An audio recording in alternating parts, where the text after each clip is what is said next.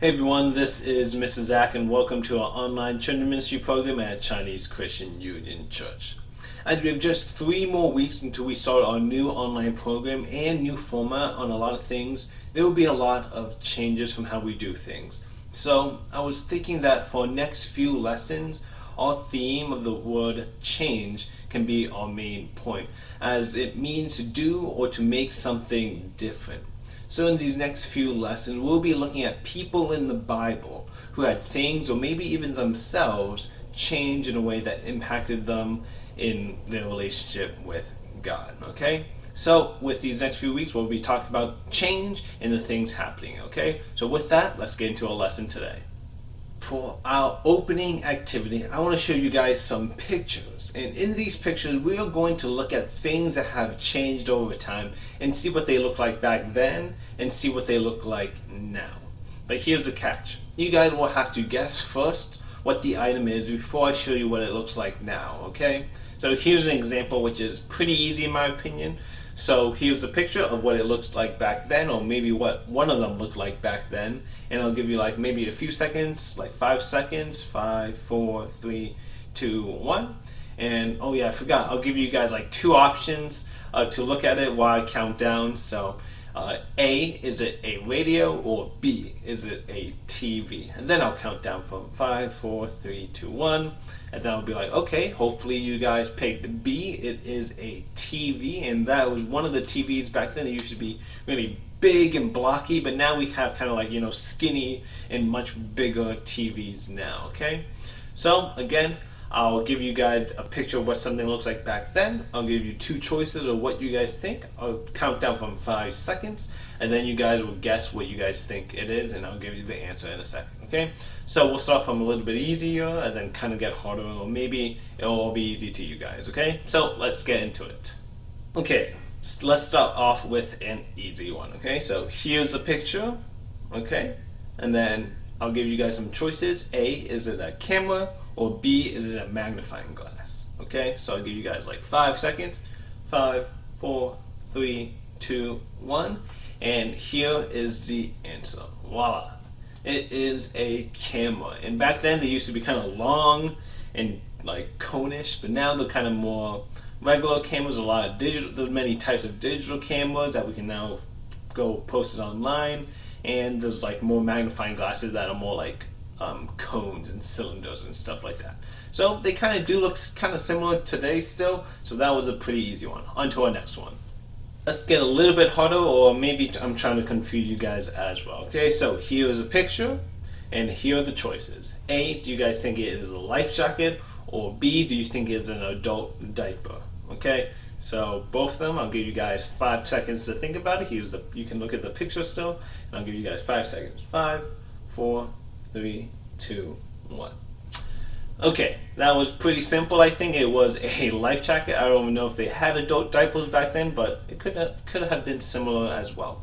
But as you can see, life jackets back then were a lot bigger. They covered almost the whole body. While today we just have something that just goes around our neck and maybe cover our chest a little bit, or sometimes the one that kind of looks like a vest. So they have changed a lot and have become a lot smaller as well. Okay, let's go on to the next one.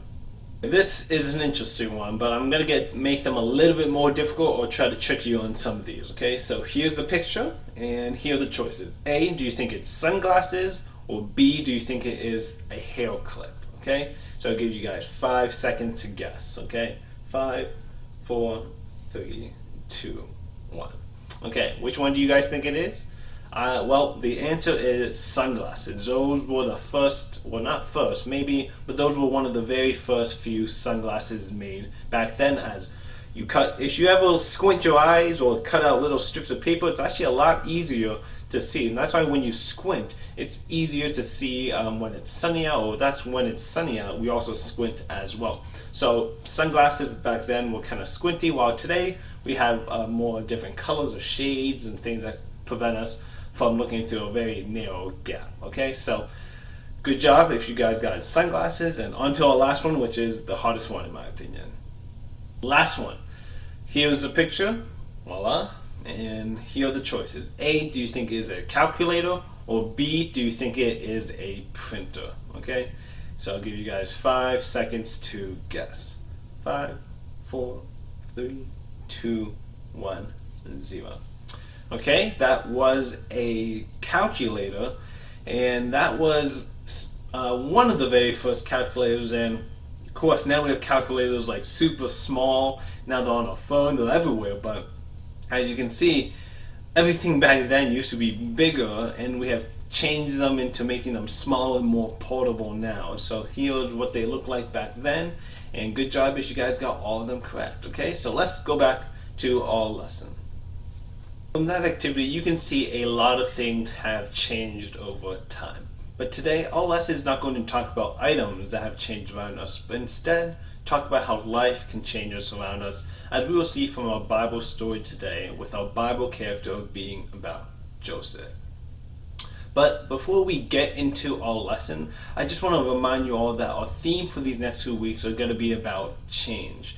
But our main point today is that God has a bigger picture, which means that God's plan is the best plan, as He knows what's best for us, as we will see in our lesson today. So, let's begin. Before we get into our Bible story about Joseph, I want to give you guys some background information and talk about Joseph in the story as it is in the book of Genesis, which is in the Old Testament. The Old Testament is before Jesus coming to earth. And so God will speak to many people in the Old Testament through many ways, usually by prophets who we learn about were people on earth who gave messages from God to other people on earth, from angels who were sent from heaven to speak to people on earth, or maybe even through God Himself speaking to them clearly, or through dreams, in which we will see today. As the story of Joseph spans from a few chapters in Genesis, we won't be reading all of the story completely word for word from the Bible, as I will just be reading some main passages for us to hear the main point and just see the life of Joseph and what he went through. So let's get into it. Let's talk about our main character today, Joseph. Joseph had 16 siblings, most of them being boys. But despite all those children, Jacob, the father of all of them, loved Joseph the most and made him a special robe for him to wear. Of course, if one of your siblings got something special and you didn't, it would probably make you a bit jealous. And that is exactly what happened, as we see in Genesis chapter 37, verses 3 to 4, as I read. Now Israel, or Jacob, loved Joseph more than any of his other sons, because he had been born to him in his old age. And he made an ornate robe for him. When his brothers saw that their father loved him more than any of them, they hated him and could not speak a kind word to him. Though, to make it even worse, Joseph even had dreams of his brothers worshiping him and even bowing down to him, which got his brothers even more upset with him and hated him even more. So later on in our story, it says that we see his brothers guiding Joseph to an area where they could throw him down a hole and eventually selling Joseph off into slavery for money. And then they lied about Joseph being killed to the father Jacob, that he was killed by a wild animal. And so Jacob was saddened and Joseph was shipped off into slavery. So, as you can see here, we have a happy face and a sad face showing us when life is good and when life can be bad at times. In these sides, you'll see there are a few puzzle pieces on each side, and we are going to see and build together so we can see the big picture of how God has a bigger picture for us. So as we look at Joseph's life, we see that it has some ups and downs. His life changed from good to bad, as we saw how he was living a good life at home, being loved by his father, but then eventually getting hurt by his brothers and sold into slavery, which we can say is really sad. So let's take a piece from both of them and try to figure out where they all go. So we'll just do something like that maybe. Okay, and we'll come back to this. Okay, let's move on with our story and see what happened next to Joseph. Where we left off is that Joseph was being sold into slavery, and eventually he was sold to a person named Potiphar, who was the captain of the guard in Egypt. You would all think that Joseph would have a bad time being a slave, But to our surprise, God is looking out for Joseph, and Joseph was a hard worker. And so Potiphar liked him a lot and favored him among his other servants and attendees as well, as I will read from Genesis chapter 39, verses 4 to 5. Joseph found favor in his eyes and became his attendant. Potiphar put him in charge of his household, and he entrusted to his care everything he owed. From the time he put him in charge of his household and all that he owned, the Lord blessed the household of the Egyptian because of Joseph. The blessing of the Lord was on everything Potiphar had, both in the house and in the field. But as time passed, Potiphar's wife lied to Potiphar that Joseph did something terrible to her, which Joseph didn't.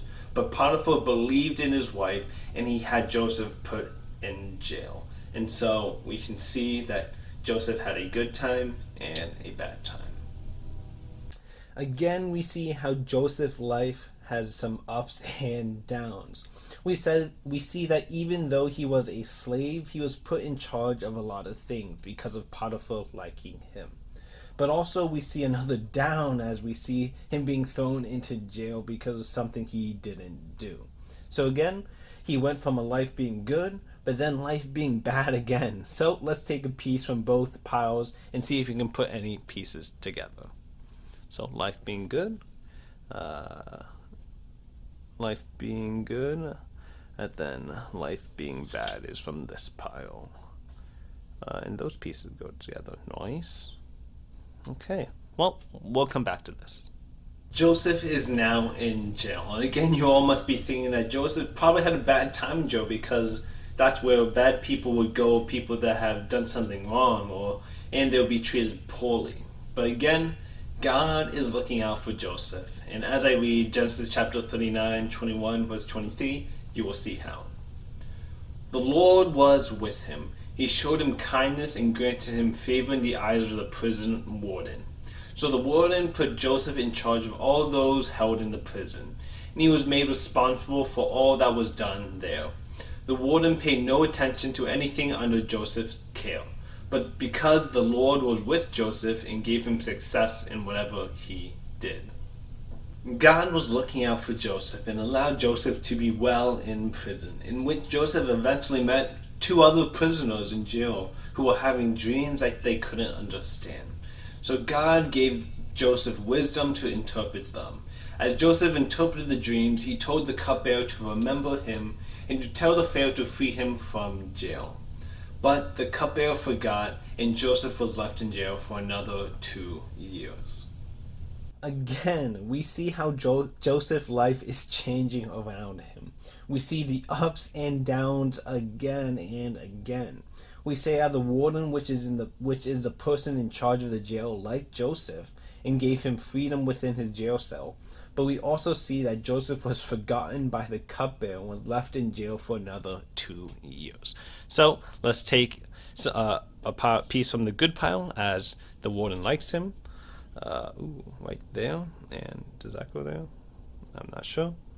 And then a bad pile, a bad thing because he was forgotten by the cupbearer. Okay, these pieces definitely go together. This actually goes right there, and that goes up here. Nice. Okay. Almost done. Okay, and we'll come back to this. So while Joseph was in jail during that time, the Pharaoh of that time was having dreams which he could not understand, in which the cupbearer from before then finally remembered that Joseph interpreted his dreams back then. And so Joseph was then brought out of jail before the prophet in Genesis chapter 41, verses 14. So Pharaoh sent for Joseph, and he was quickly brought from the dungeon. When he had shaved and changed his clothes, he came before Pharaoh.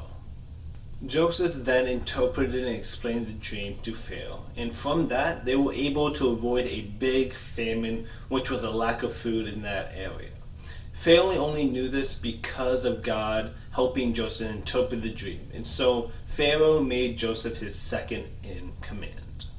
We see that Joseph's life changed from being bad to good again, and though the rest of the Bible story tells us even more good about Joseph's life, we will now look at Joseph's family, which was going hungry because of the famine, which was bad. So let's get a piece from both, as Joseph is now being put in charge of a lot of stuff, and bad just because his family is starving.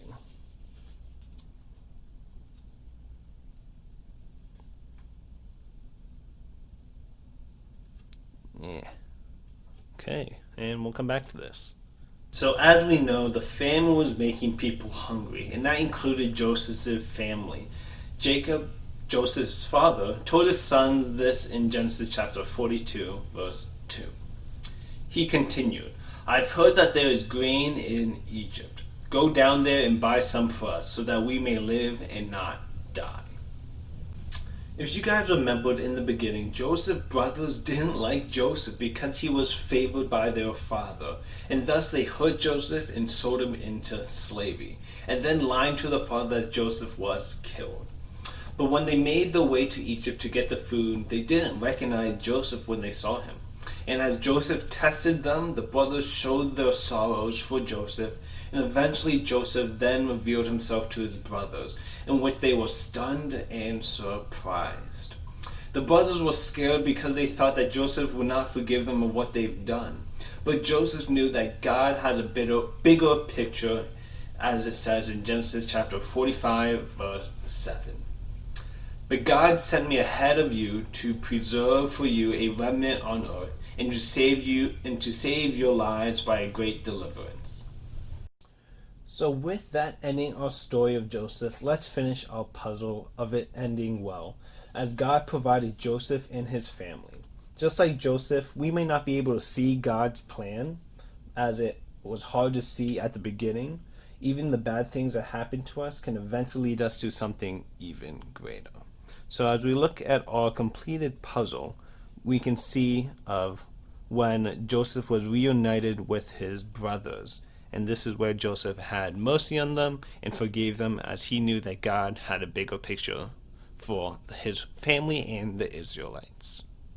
So as we learn today that God has a bigger picture for us in our lives, we will see that God will make great things come from our good days and bad days, just like how Joseph went through in our story today. No matter all the things he went through, from being thrown in a pit, being sold into slavery, and even being thrown into jail, Joseph still trusted God, and God still provided for him and helped him out. And God even made him the ruler of the area because God used him to save the Israelites from the famine. In our lives, we may have many ups and downs, and we have many things changing around us during this time, especially in this pandemic season. This pandemic is a very sad time, with how we're not able to see our friends, how we're not able to go out as much, or maybe even how school is going to be really different, as it may be online, or you'll have to wear a mask all the time. But we are reminded by God that He has a bigger picture than this pandemic in our own lives as well. God has a plan for us, a plan that will help us become closer to God and to love those around us. We can trust God just like Joseph trusted Him to take care of us in the time, as we know that God's plan is the best plan. So, as the world around us keeps on changing, whether it be our lives or the things around us, be sure to continue trusting God, to trust in God, as no matter what changes, God will never change, which is planned for us, as God's plan for us has been and always will be, to love us and to protect us. So with our Bible verse of this week from Romans chapter 8 verses 28 says, "And we know that in all things God worked for the good of those who love Him, who have been called according to His purpose."